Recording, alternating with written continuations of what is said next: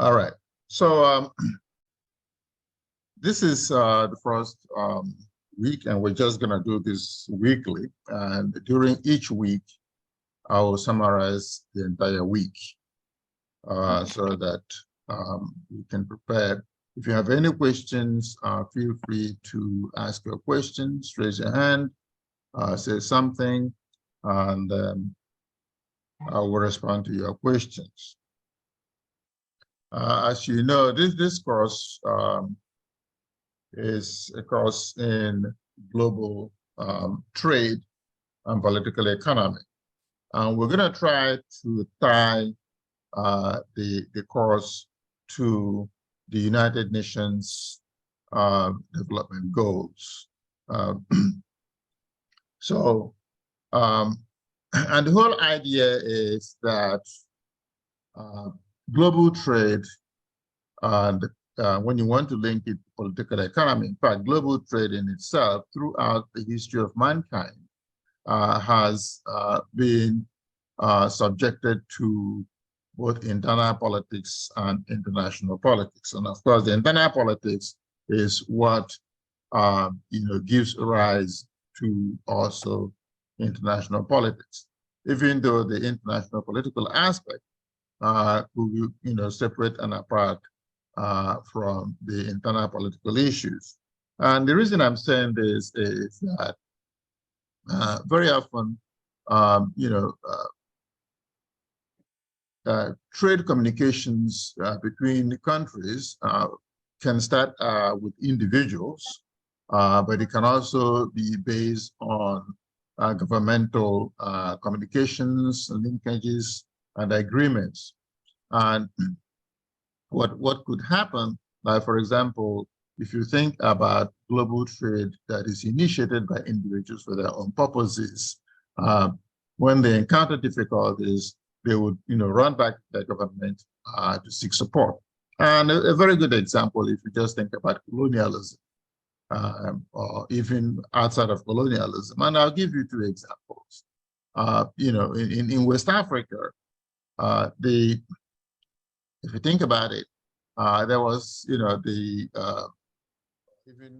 in the Far East in India, you had the, say, Niger Delta trading company in West Africa that dominated Nigeria for a long time. You had the United Africa Company. These are private individuals trying to make money. The East Indian Company, for example, was selling opium to the Chinese people. And when they encountered difficulties, they got the British government involved, and the British government declared a war on China way back in 1839. And in this case, it was just the private company of the East Indian Company that was trying to make a profit. But once they encountered difficulties, when the Chinese people tried to prohibit the importation of opium into their country way back in the 1800s, the East Indian Company had did not hesitate to bring the British government, to declare war on China, to compel the Chinese people to, allow the importation of opium into their country. In the same way, the Niger Trading Company in the 19th century was really the foundation for the establishment of the Nigerian state as a country, because again, they simply had a monopoly of trade along the coast that we call Nigeria today. And along the way, it suited them to try to combine two parts of the country into one country because it was more profitable for them. And so again, these were just individual initiatives that eventually gave rise to the involvement of government. And again, you go back to the ancient world. Rome and Carthage went to war about 2,000 years ago, actually from about 264 BC to 202 BC. And the whole idea was that individuals, from Rome had a lot of competition, with the Carthaginians in Spain over olives and olive oil. And so, again, they involved the state. So these are examples. Now, but also sometimes countries can come together and negotiate that they wanted to trade with each other, or the internal issues in countries would give rise to governmental involvement. And I'll give you a very good example. For example, American companies do not want competition from, say, foreign car manufacturers because there's the politics of creating jobs through manufacturing of cars in America. And so what do? They then try to get their governments involved to negotiate how much Japanese cars can be imported, or how much Argentinian beef can be imported into America, because then American farmers would complain that Argentinian beef is competing with American beef, and causing them to have to lower their prices, or even not to sell their beef at all, because foreign beef is lower price. And so again, this is why we'll talk about global trade and political economy. So internal issues could lead to conflicts between nations, but also individual initiatives. When they run into trouble in foreign countries, they bring their national governments. And the activities of multinational companies today, very well illustrates this point, where companies are just out there trying to do business, but then they invoke the power of their governments to negotiate with other governments to facilitate trade or to even obstruct trade. So there's a lot of conflict when it comes to global trade because politics get involved. There were times when American farmers, those who produce seafood, shrimps, fish, what have you, were upset that the Vietnamese were dumping shrimp at low prices on American markets. And so they tried to prohibit or get the US government to negotiate against the importation of foreign shrimps. And very often, foreign countries also try to enhance or give advantage to the nationals trading in other countries by allowing, by giving subsidies to their own businesses. For example, beef farmers in Argentina get subsidies in Argentina so they can export beef cheaply. And the whole idea is quite simply that the more Argentinian beef that is exported, the more jobs are created in Argentina. But then when they import the beef into America, then they compete with American beef, and less jobs will be created in American farms. And so you can see the source of the conflict. Okay, so the first thing then, so this is why we'll talk about global trade and political economy. There's a politics involved in global trade. And so there's a politics just involved in economics. Even if trade is not involved, there's a lot of politics in internal economic dynamics. This is why you have trade unions, that will sort of negotiate wages, so that workers will get high wages, they have better conditions of work. And so there's also internal politics. And there's internal politics in the distribution of the budget, how much money goes to education, how much money can be distributed in terms of, say, public assistance, how much taxes should be paid, like if you talk about sales tax, you hear very often during campaign season where a politician is promising that they're going to reduce taxes, even you have issues where you think about where to impose the tax. Okay, for example, you impose tax on luxury goods. If you impose tax on luxury goods, then those who consume luxury goods will complain about it.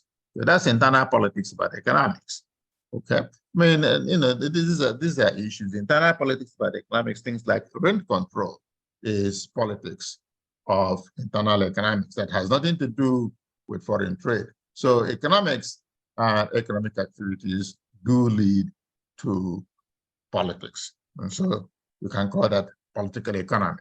So our own focus in this class will be about the political economy of international trade. Okay, just the political economics. I mean, of course, we're going to begin by looking at trade as something that is beneficial to everybody. And we all agree that trade is very, very beneficial to everybody. And the matter is very simple. If two countries, there's something called comparative advantage in international trade theory. Now, if two countries are trading with each other, it will be so much better if each country concentrates on what it produces more efficiently than the other country. And so we have surplus. And a very simple example will illustrate this. Take, for example, if I work for 1 hour and I can produce 100 apples, and I have 2 hours of work during the day. So if I work for 1 hour and say produce 10,000 pounds of beef, and then I put the next hour to produce 2,000 pounds of chicken. Okay, and so what we have is 10,000 pounds of beef and 2,000 pounds of chicken. Okay, and so, but what if the other person can work for 1 hour and produce 10,000 pounds of chicken and only 2,000 pounds of beef? Then it's much better for me to spend my second hour producing 10,000 more pounds of beef. So we now have between us 20,000 pounds of beef and 20,000 pounds of chicken. And since I can make do with 10,000 pounds of beef, I can transfer we can share the chicken so that each person has 10,000 pounds of beef and 10,000 pounds of chicken. So it's beneficial for us. Now, the question is, what if there's conflict between us? I can decide then not to transfer my beef to you so that you starve of beef. And so that brings about politics. Now, what about those in my country who are employed in the production of chicken? They might say, hey, wait a minute, I will no longer be employed, okay? Because only those who know how to produce beef will have a job. And those who know how to produce chicken will not have a job. And so there's internal politics, and so that gives rise to negotiation with even those other countries that will sell chicken to us to say, okay, let's work something out. Okay. So that's global trade and political economy. This is what we're going to be dealing with. Now, how do we link this to the United Nations Development Goals? Now, we realize that across the world, the standards of living are not the same. There are many parts of the world where people live on $10 a day. In America, you know very well that you cannot survive on $10 a day because that will give you $300 a month. And at the end of the day, you will not even be able to just buy food, let alone pay rent and pay utilities. Nevertheless, and because, of course, you live in better housing, you have better medical facilities and what have you, around the world, people have less of those things. And they're able to survive. Don't get me wrong. People go to old age over there, but still, life is more precarious outside of the United States and different standards of living around the world. And so, now, the United Nations Millennial Development Goals are such that they want to reduce poverty. They make sure that everybody has education. They want to make sure that everybody has good water, good medical facilities around the world. At least you expand and improve on the indices of a standard of living around the world. And so those are what they call the United Nations Development Goals. And so we're going to link trade to those, because if, for example, we apply the principle of comparative advantage, You will find out that at the end of the day, those development goals, improvement in the lives of people across the world in as many countries as possible, if not in all countries, will become achievable because there'll be more production if we all specialize in producing those things for which we are much more efficient. Well, like I said, then the politics of economics come into it, and we're going to look at that throughout this course. So for this week, I'm going to be looking at the introduction to the subject matter, and we'll also have this next week. Now, there are time differences in this class. We have students from the US, we have from Malawi, Johannesburg, South Africa, and from Monrovia, Liberia.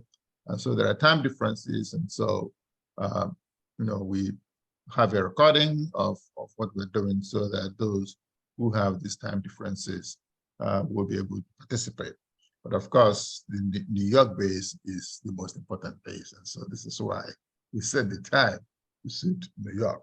As a matter of fact, where I am right now is 11:05 p.m. So I'm not even in New York myself, but I have an obligation.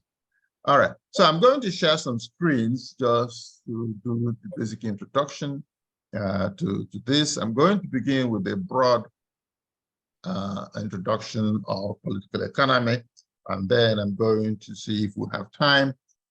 We bring in the goals of the United Nations.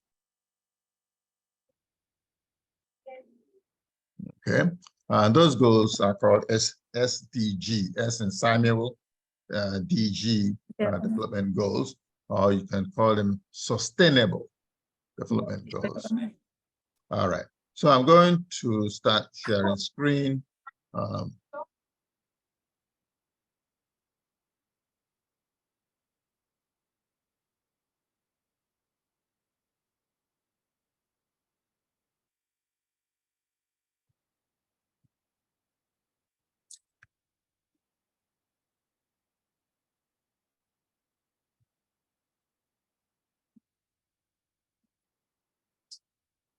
All right, so I'm just going to go through this screen. Okay, so let's begin with just a basic definition of global trade and what is it. Okay, and global trade is just trade and exchange of goods among nations. And like I said, economics just basically in itself is a source of politics, or at least there's political involvement in it. So what is political economy?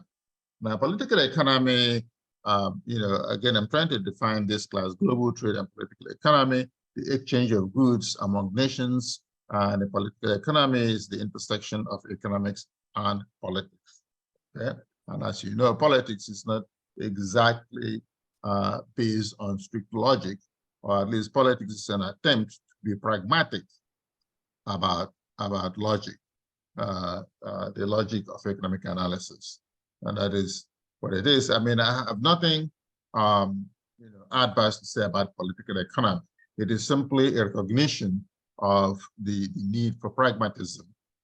Pragmatism meaning making compromises and knowing what is realistic, what is achievable, and what is not. Okay. We take into consideration individual interests, some of which may not be legitimate, but the legitimacy of those individual interests may be things we have to compromise about, just in the interest of more efficient interaction among participants.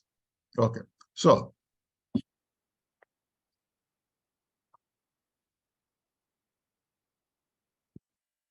now the first thing that arises is that we agree that trade is good for all. As I said, if we take the basic principle of comparative advantage, we find out that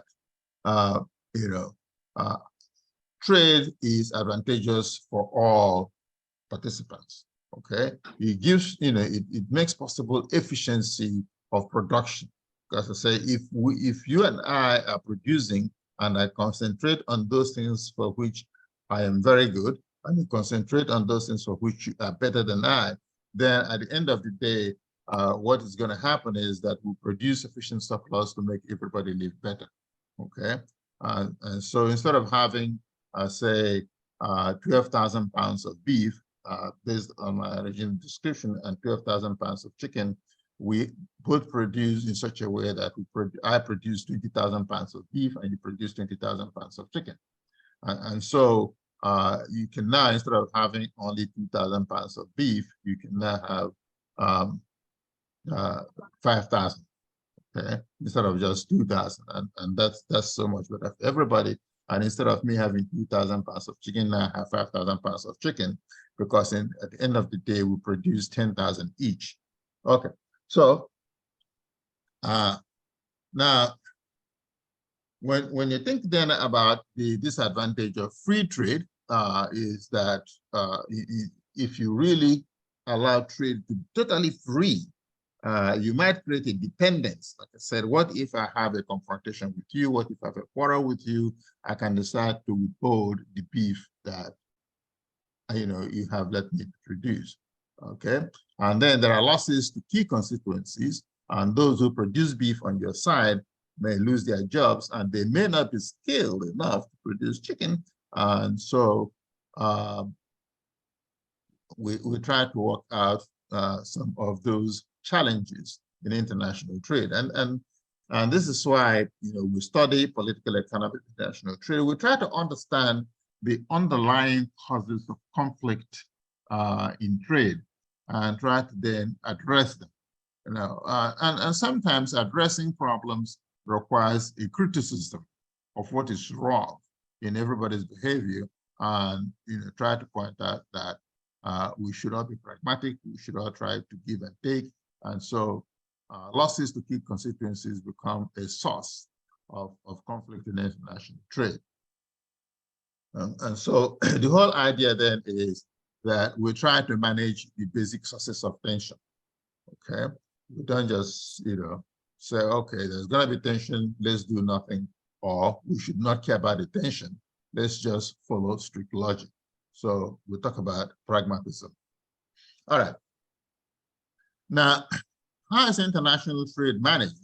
Considering that there's conflict as a result of trade and the result of economics, over time, there have been attempts to manage trade.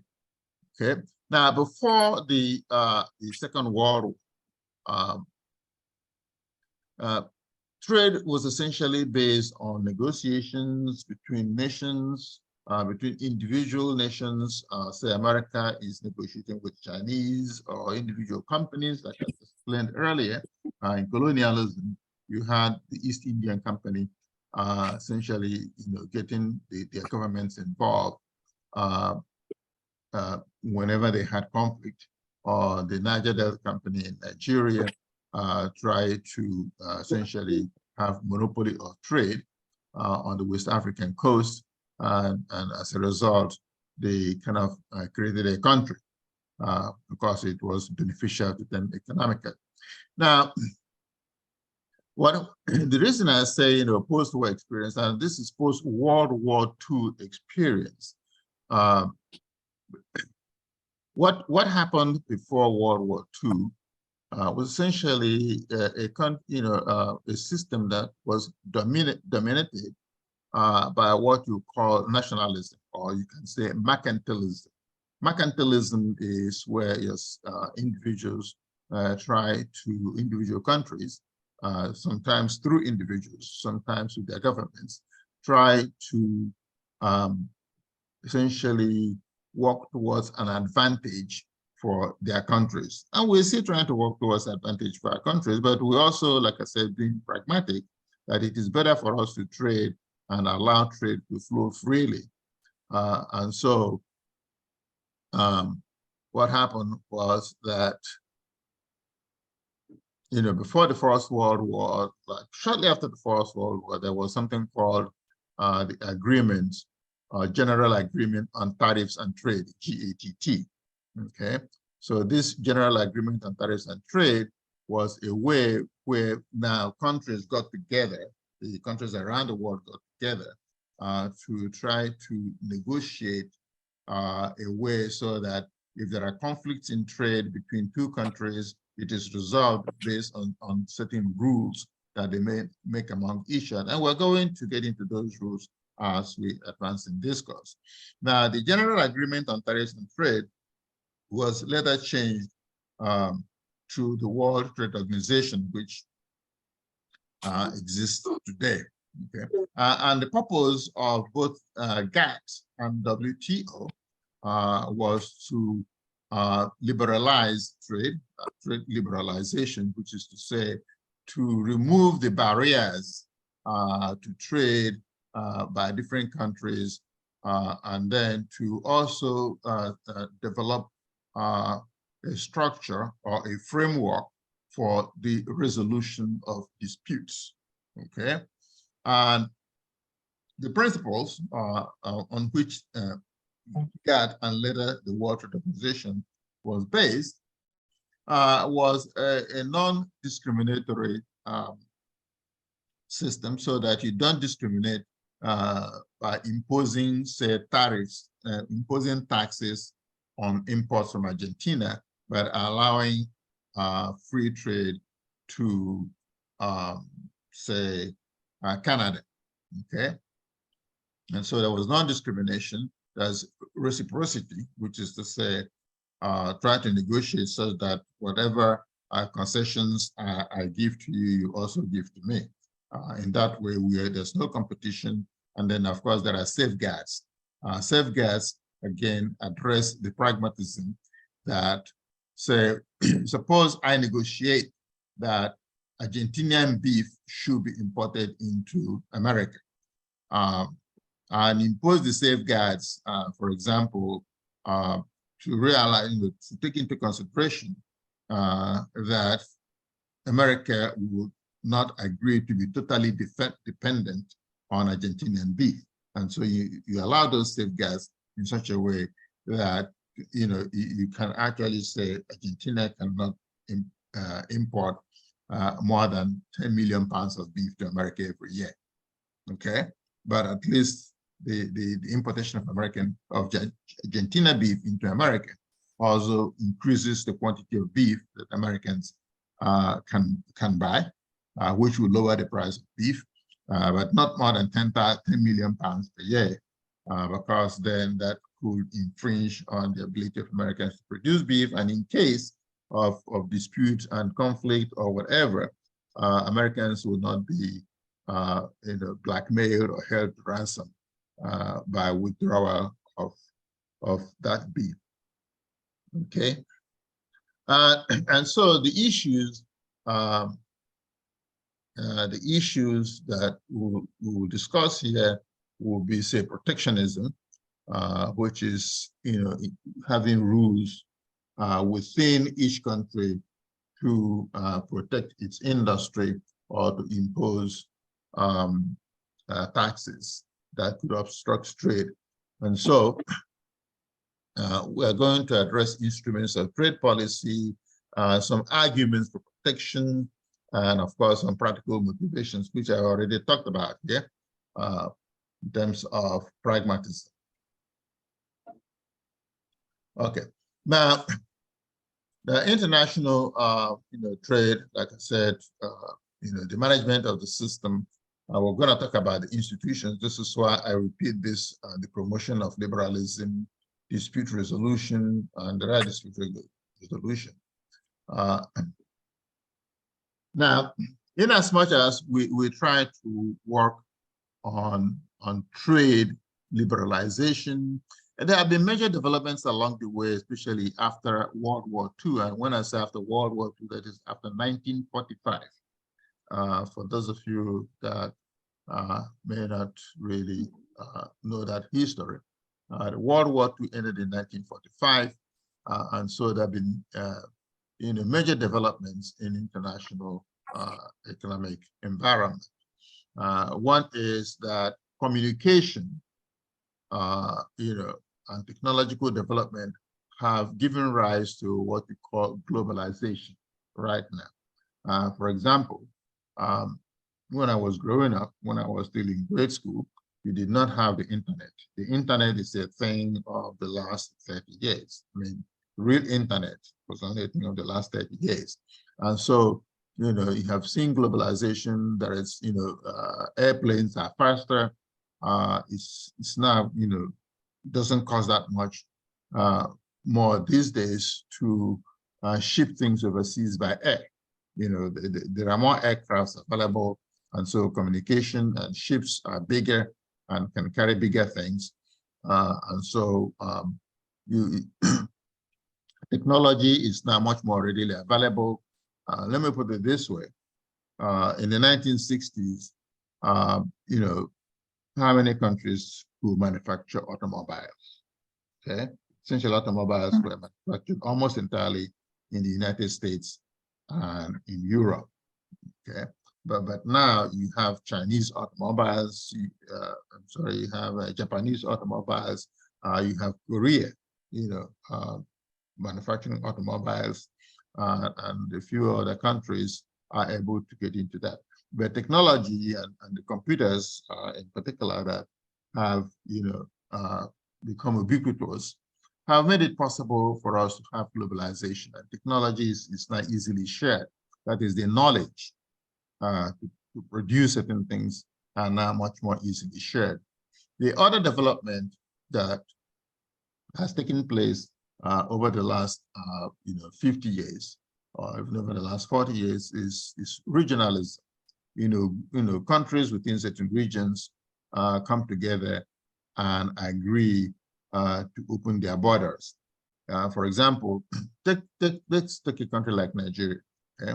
Nigeria could have been 20 different countries, but in order to move goods from one part of, you know, the country to another, you would encounter, you know, laws, taxes, and you know, issues of confrontation. But no, what you have is an open market. The same thing with America. Okay, say here in the United States, you have this huge market called the United States. Okay, America could be, United States could be 50 different countries, and then you would have, you know, taxes and all kinds of different regulations across the borders. But no, now going beyond using America, the common market called the US of A, now countries come together and actually open their borders for trade. For example, you have the North American Free Trade Area, which has changed its name anyway. And when we get there, we'll talk about it. You have the United States, Mexico, and Canada essentially opening their borders so that they become one common market. That is an example of regionalism. Then you have the Central American countries, the smaller countries, you know, going from Uruguay, Guatemala, Panama, Belize, and those countries, you know, south of Mexico and before Brazil, South America, they have a central common market. The countries of West Africa, for example, have a central, you know, free movement of goods. And of course, you know about the European Union.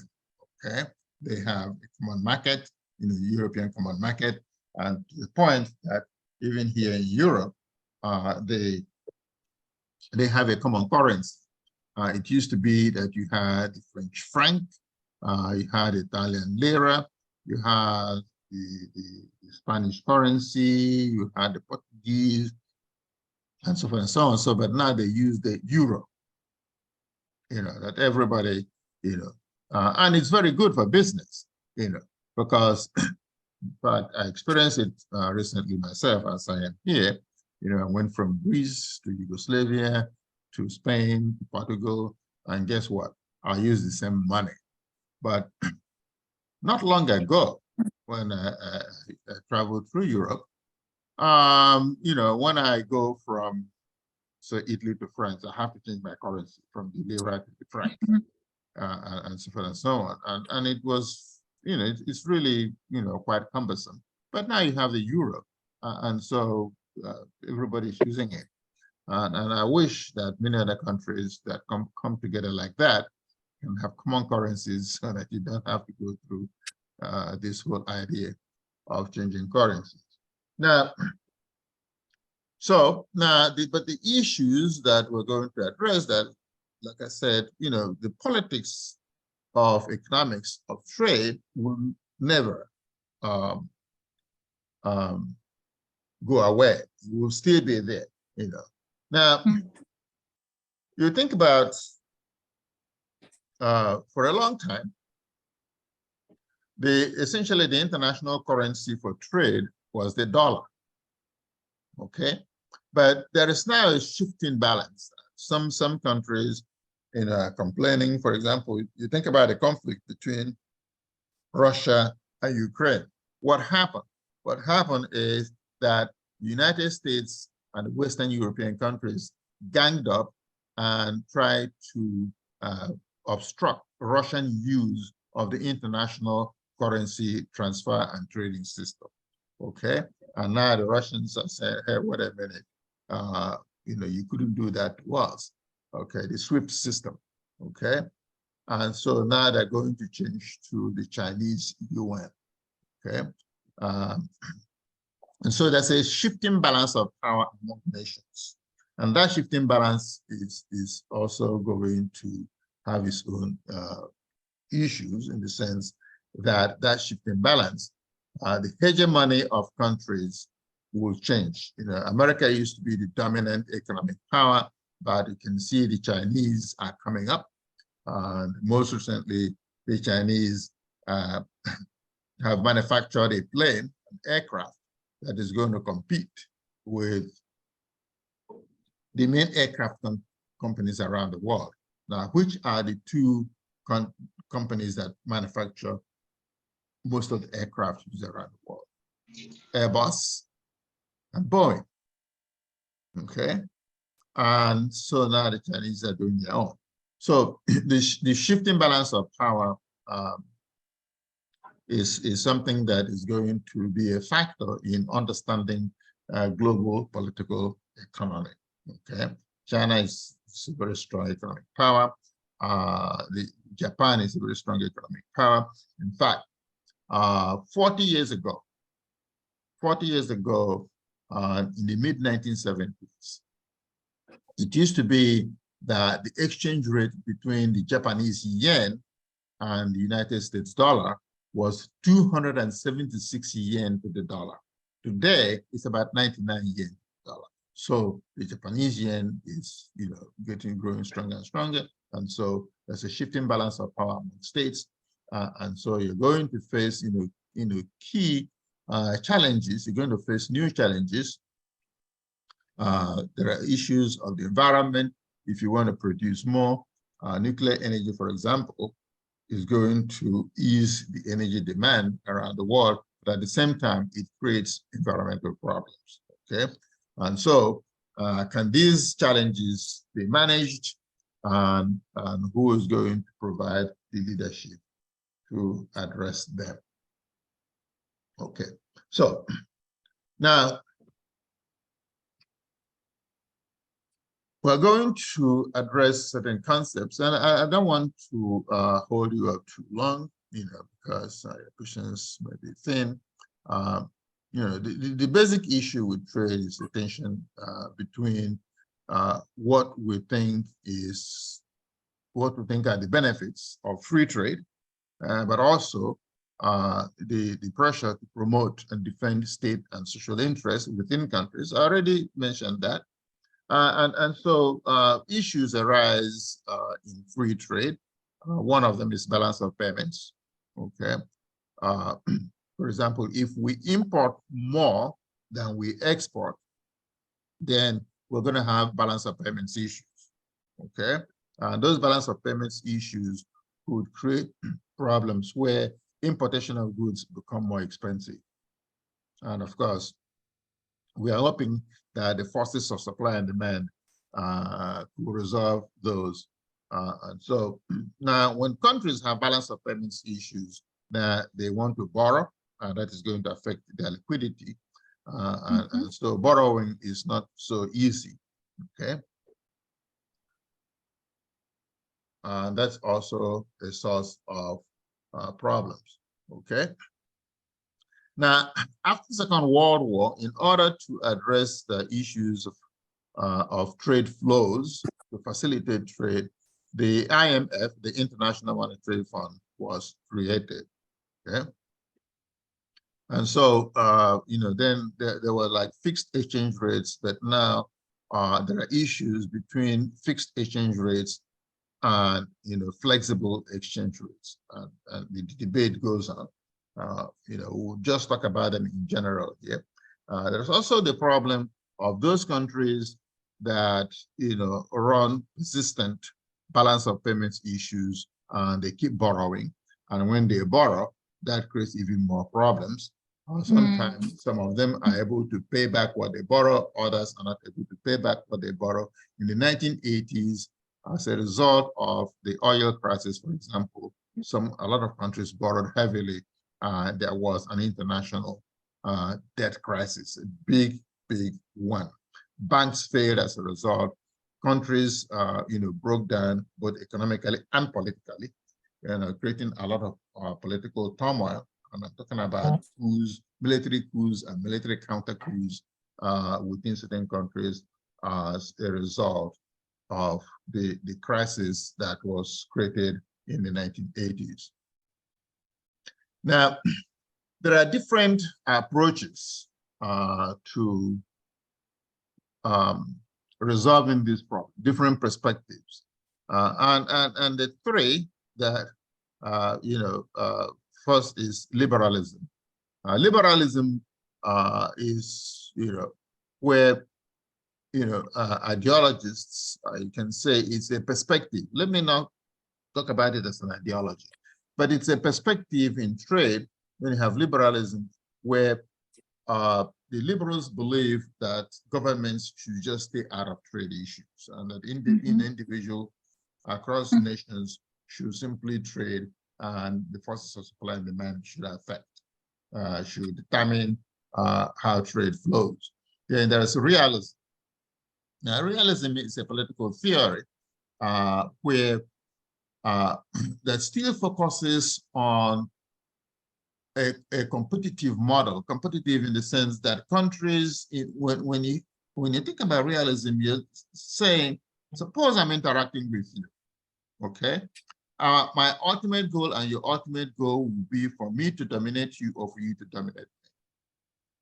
And therefore, that you can never have a situation where we can act freely without that competition. And so the realism believes that states should intervene on behalf of companies or trade, participants in international trade from their own system. For example, America should intervene on behalf of Americans trading outside of America, okay? And America should protect, its citizens from foreign competition. And so those perspectives are, called mercantilism or economic nationalism. This is how the label. Then, of course, there is also the Marxist view, what you call historical materialism. Now, historical materialism essentially says that throughout history, that societies and communities are divided between two groups. And those two groups are the exploiters and the exploited. And the exploited, of course, are the labor, and the exploiters are the aristocrats. And so over time, there has been a conflict and a struggle between the exploited and the exploiters.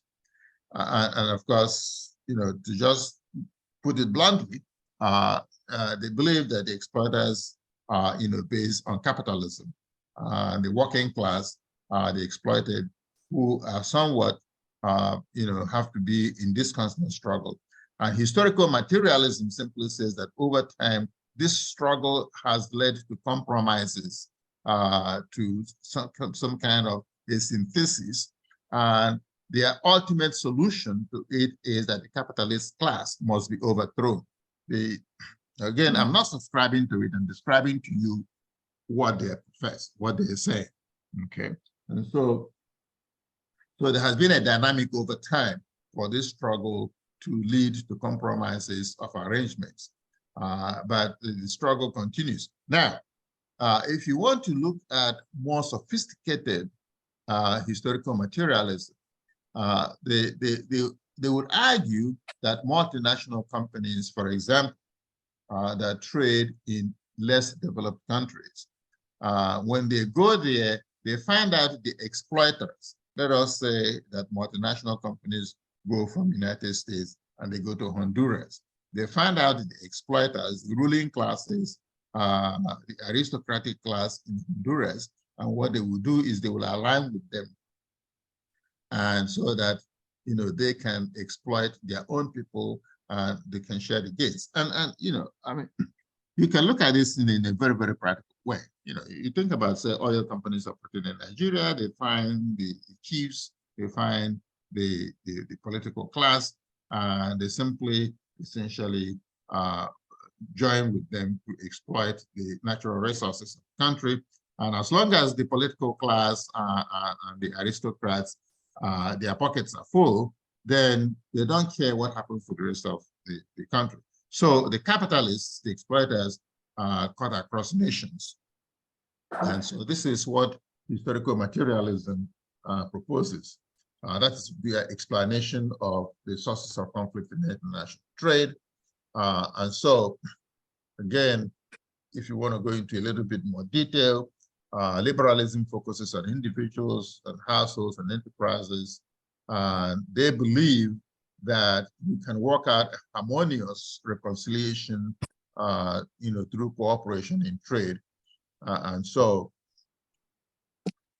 and then, of course, realism focuses on states. That is, that states must intervene on behalf of their citizens, and that natural economic relations lead to a zero-sum game.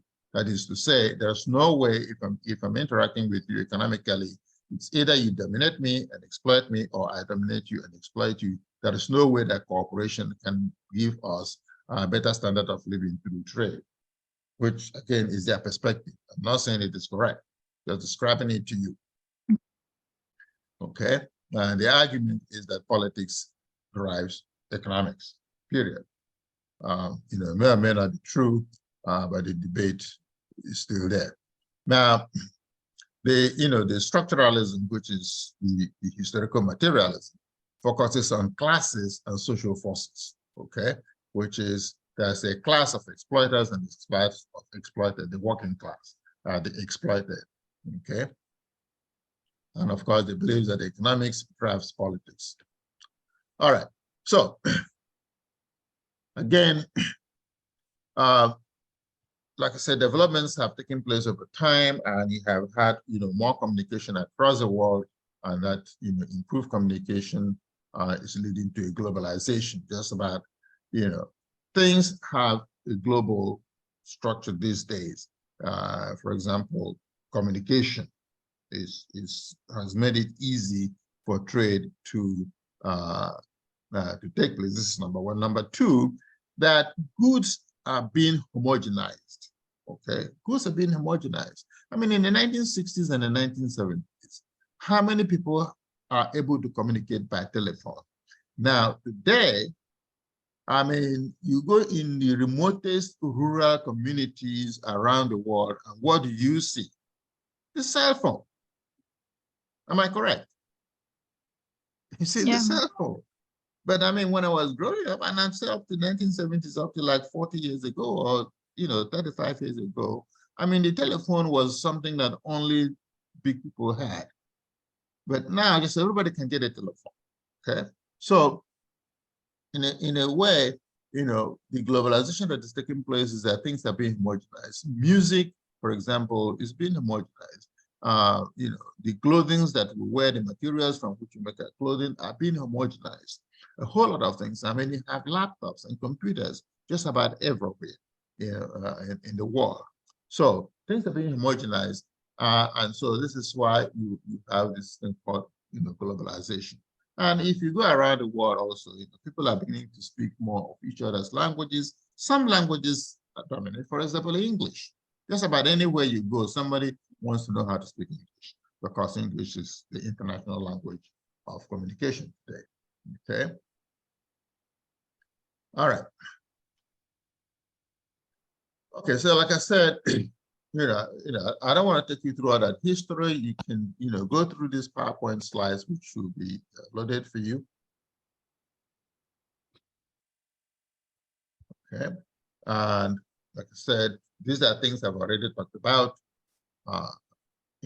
But like the creation of GATS, the International Monetary Fund, the World Bank, now they all function in different ways. The IMF facilitates trade through money, making money available to facilitate trade. The World Bank focuses on development, on production, okay, and production systems, okay.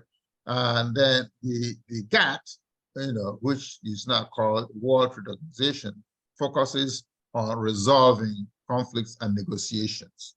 Okay, so these are the institutions that we're going to talk about. Okay, they're the institutions that we're going to talk about. Now, again, we talked about the balance of payments deficits that occur in the process of trade. And so now, where does the SDG come in? So now, the Sustainable Development Goals. And the whole idea is that the United Nations as an organization, which essentially is a framework for political resolutions, besides the trade regulations, has its own organization that is the Trade Resolution framework within the United Nations. And so you have the United Nations Development Organization, UNDO, and they have set 17 goals for the world future through 2030.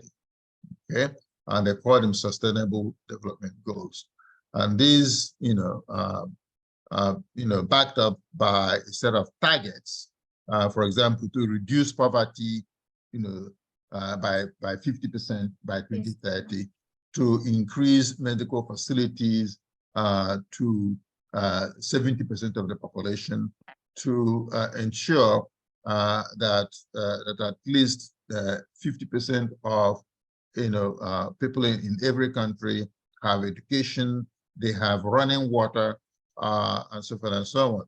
These are the targets, the kinds of targets, which again going to upload. And of course, this was negotiated among nations. And so those agreements were signed in 2015, and then they set a target to 2030. We are in 2023, so hopefully in 7 years, they would have achieved those goals, or at least they can now take stock. Like I said, this is something negotiated by the United Nations Committee on Trade and Development of TAD. Okay. All right. So goal number one, and the goals we're going to talk about in this class will be like goal number one, which is to end poverty in all forms everywhere. Okay. To end hunger and achieve food security and improve nutrition and promote sustainable agriculture. Goal number three, to ensure healthy lives for as many people as possible. And goal number 8, promote inclusive and sustainable economic growth and employment for people. Goal number 10, to reduce inequality within countries. And so those are the goals that we're going to focus on in this class. Like I said, there are 17 goals. We're looking here at how many goals? About 5 or 6 of the goals. Now, in the process, we're going to ask ourselves, we're going to examine the roles of multinational corporations. okay? And so we're going to look at perspectives, how different people look at multinational corporations. And multinational corporations, have a lot of advantages. They have a lot of benefits that they bring to international trade. For example, they help to transfer technology.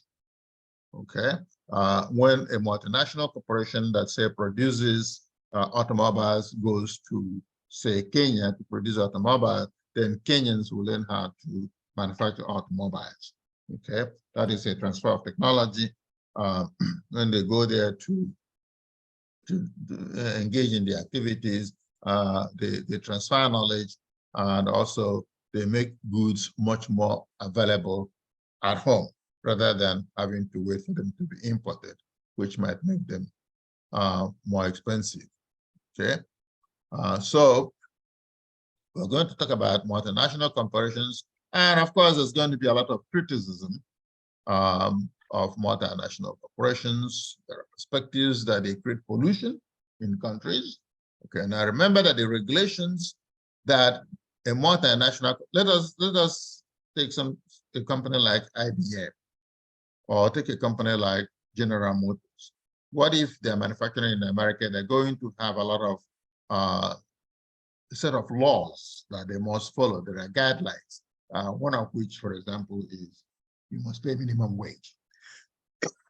Minimum wage in America is more than the minimum wage elsewhere. They also have rules about how to dump waste. Okay. Now, when they go to foreign countries, sometimes those rules are not there. And this is why sometimes they also move. Those rules about paying minimum wage may not be as strict as what you do in America, or the conditions of work, rules about the way you dispose waste. And so sometimes they're accused of causing pollution, okay?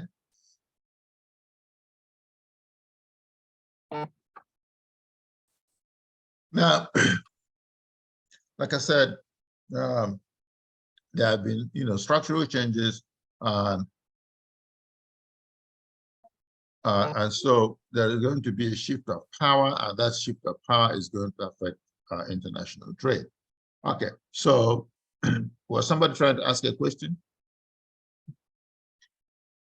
All right, so I'm going to leave it here. This was the second set of slides, but I suggest that you try to read this second set of slides. It's about the Sustainable Development Goals. Try to review them. If you have questions, you can always ask me. And so these are the things that we're going to cover for this week. Next week, we're going to work on the issues for the second week. Okay, this is a summary, and this summary is supposed to provide you some guidance as to how to study and how to participate in the discussions. Okay, but this slide will be loaded also for everybody to see. Okay, so do you have any questions for me? Yes, Professor, I have one. Yes, go ahead. So you were talking early at the beginning about countries or nations focusing on producing goods or services that I guess they can produce more efficiently. I guess become net export of that particular product. Yes. So okay, so does that really apply to the United States when it comes to like crude oil and gas? Because I think America is a net importer. When it comes to what? So the United States and crude oil. Because I believe the United States is one of the largest producers of crude oil and gas, but yes, still import more than export. So why don't the United States focus on being a net export of crude oil? Okay, well, because the United States consumes a lot of energy, but you can also see that the America, in fact, is more like a net importer of crude oil, and they are complaining so much about their dependence on foreign oil, and this is why you're developing, for example, solar panels to generate energy. This is why America is talking about, using more nuclear energy what do you call it, to produce goods into manufacturing. And so when you say produce more efficiently, it also depends on what you consume. And so what America is trying to do is America has a lot of competitive advantage when it comes to technological knowledge. And this is why they are giving incentives to households to use solar energy to power their houses. Now, what that means is that it releases the amount of consumption of crude oil, so that America is not producing crude oil. When you think about it, other nations have more crude oil and they can produce them much more efficiently and import them to America. So the law of comparative advantage is working tremendously there. And I remember also that American companies are the ones overseas producing a lot of crude oil in those countries at much lower labor costs, at much less stringent environmental regulations in those countries. And so they import the crude oil into America, and America is beginning to feel that, hey, we should not be dependent. And so, and one of the reasons America is not using all the crude oil that it has the ability to produce is that you have a lot of regulations here about environment, which may not be the same in other countries.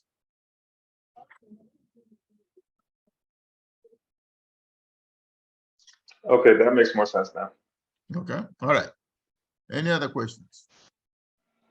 Sir, thank you so much for the class, for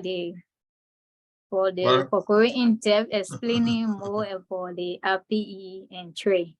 But what I want to understand is that despite everything that UN the Sustainable Development Goals, why is it that there are still countries in Africa, especially in Africa, that the standard of living is still down, very poor, and there are no infrastructure, no roads, connectivity, nothing? Why is there so problem still going through a lot of? Okay, well, it goes again to, you remember I had explained something about historical materialism, which is the Marxist viewpoint. I mean, if you go to today, let me just be blunt about it. There's a lot of a great deal of conflict today in Nigeria, and one of the campaign issues was that the Nigerian crude oil is being stolen. By who? By members of the political class. And so Nigeria is supposed to produce 1.8 million barrels of crude oil a day. This is their quota from OPEC, but only produces and exports 1.2 million barrels of crude oil. But there's also evidence that about 400,000, that is part of that quota, is being stolen by people. Now, think about it. Who can afford the ship that can come and take oil and move it? It's members of the political class, okay? The rich people.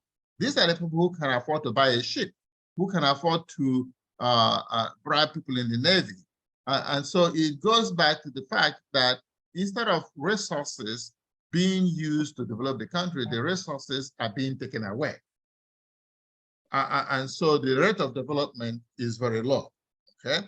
And this is, I mean, you can explain that by the fact that the rich people, the business people in the advanced countries, when they go to the developing countries, they simply make an alliance with the political class, with the rich people in that side, who, as long as their pockets are full, they leave the masses of the people in poverty. So this is, a partial explanation of it, okay?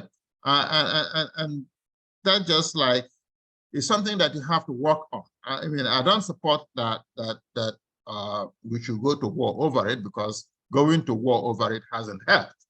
And all the coups and counter coups and the civil wars have not solved the problem. What you have to do is to change the mindset of the leaders, first of all.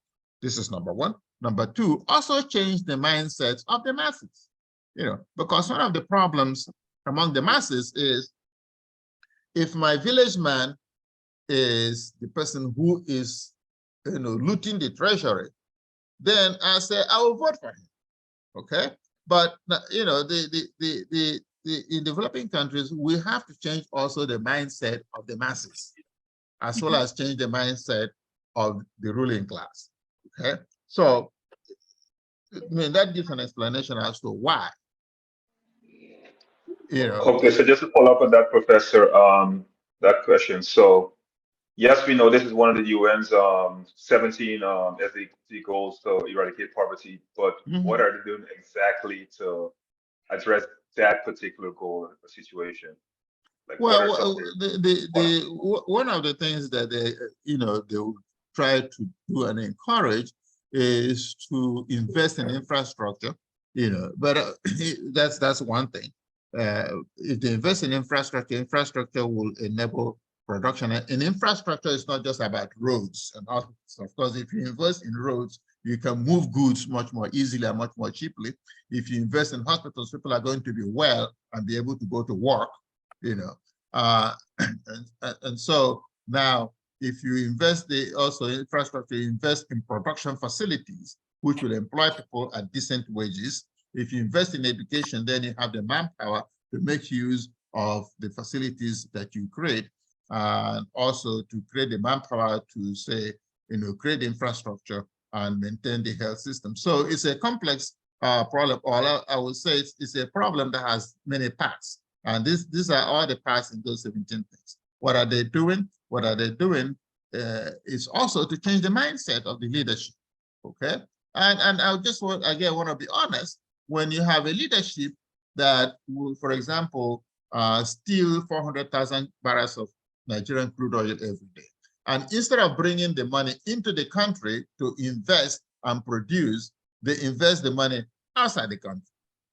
How is that going to help? You have to change that mindset. But changing the mindset is not just changing the mindset of the ruling class or the political class. You have to also change the mindsets of the people and the way they choose leadership. Okay. Thank you so much, sir. All right. Okay. You are Rachel Smith. Yes, sir. Okay. I'm seeing Rachel Roberts, and I'm saying I didn't see that. Yes. I'm married, but then most of my documents are presented still carry my name before marriage. So. Okay, no problem. I'm not trying to probe into your private life. I'm just trying to match things. Okay. All right. Thank you very much, everybody. And if you have other questions, I'll answer them. If not, I'll see you all next week. But next week we're not going to see on Friday. We're going to see on Thursday. What happened was that yesterday I was in transit. I was in the air, and so I couldn't do it yesterday. So from next week, it's going to be on Thursday. All right. I'm going to have a conflict because I actually have a on-campus class on Thursday. What time on Thursday are you thinking about? It's going to be at 5 p.m. But I could also make it Friday if it's more convenient to everybody. But I mean, I don't want to infringe on the other students' decision as to what day they want to attend, just because I have a class on Thursday. But I know there's another guy in my class also that he's taking this class, so he's going to have conflict also. Okay, all right. Like I said, I'm going to put the announcement. I mean, what is in the syllabus says Thursdays. So the only reason I didn't do the yesterday is because I was in the air. So maybe you could take a vote and see who how many students choose. Yes, I mean, I think I should take a poll, and maybe we can do it on Wednesday when everybody's going to be able to do it. Okay. All right. Good night. Good night. Thank you so much. Okay. Very informative, and have a great weekend. I'll send a poll. Okay. All right. Thank you. Thank you. Okay. Then. All right.